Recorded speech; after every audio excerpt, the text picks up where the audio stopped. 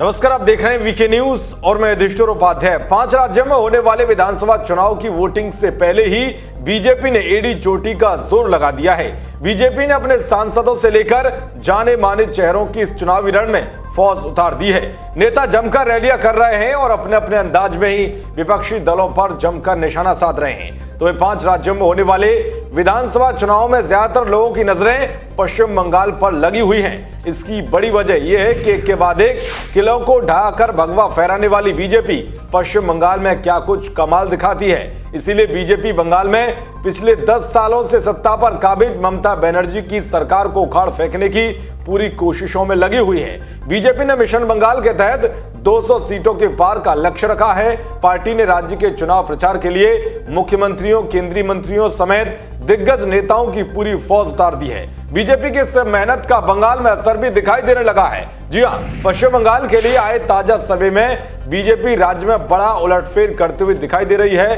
हालिया कुछ सर्वे में 100 सीटों का आंकड़ा पार करती नजर आ रही है। बीजेपी नए ओपिनियन पोल में टीएमसी के करीब पहुंच गई है। इसमें दिलचस्प बात यह भी है कि ममता बनर्जी की पार्टी इस बार बहुमत से पीछे हो गई है। माना जा रहा है कि हाल के समय में आए कुछ सर्वे में पहली बार ऐसा है जब ममता बनर्जी की पार्टी को बहुमत से कम सीटें मिलने का अनुमान जताया गया है। हालांकि बीजेपी भी बहुमत का आंकड़ा नहीं छू सकी है, लेकिन काफी पास जरूर पहुंच गई है। पश्चिम बंगाल के लिए किया गया ओपिनियन पोल सबसे ताजा है। इसे सर्वे एजेंसी CNX और न्यूज चैनल AVP न्यूज ने किया है। इस ओपिनियन पोल में बताया गया है कि बंगाल में बीजेपी को 130 से 140 सीटें तक मिल सकती हैं। पहले हुए कुछ ओपिनियन पोल में बीजेपी की सीटों की संख्या इससे काफी कम थी।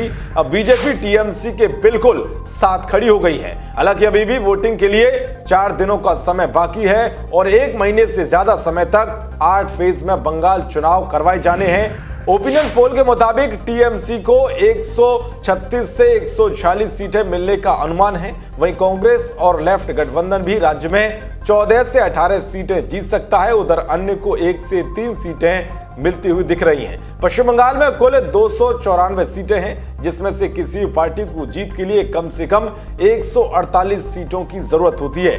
ऐसे में AVP न्यूज के ओपिनियन पोल में किसी भी पार्टी को बहुमत का आंकड़ा मिलता हुआ नहीं दिख रहा है। सर्वे एजेंसी और टीवी चैनल का दावा है कि उसने इस बार ओपिनियन पोल करने के लिए बंगाल की 149 सीटों पर 11,920 लोगों से बात की। वहीं ये सर्वे 12 से 21 मार्च के बीच किया गया।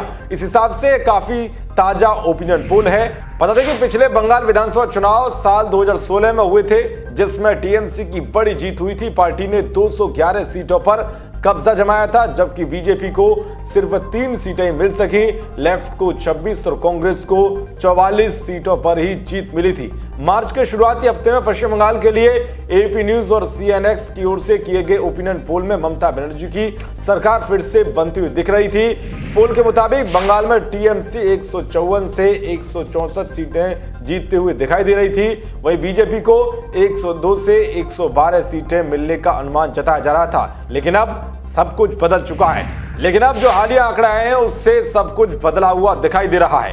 कांग्रेस और लेफ्ट की बात करें तो सिर्फ 22 से 30 सीटें जीतने का अनुमान था। ऐसे महज कुछ ही दिनों में बीजेपी ताजा ओपिनियन पोल में काफी तेजी से आगे बढ़ते हुए दिखाई दे रही है। यानी कि साफ है कि कहीं ना कहीं बीजेपी को अपनी फौज उतारने से एक बड़ा फायदा मिलता दिखाई दे रहा है। खैर, अब देखना यह होगा कि नतीजों में क्या कुछ सामने आता है। देश और दुनिया की तमाम खबरों को पाने के लिए देखते रहिए वीके न्यूज। नमस्कार।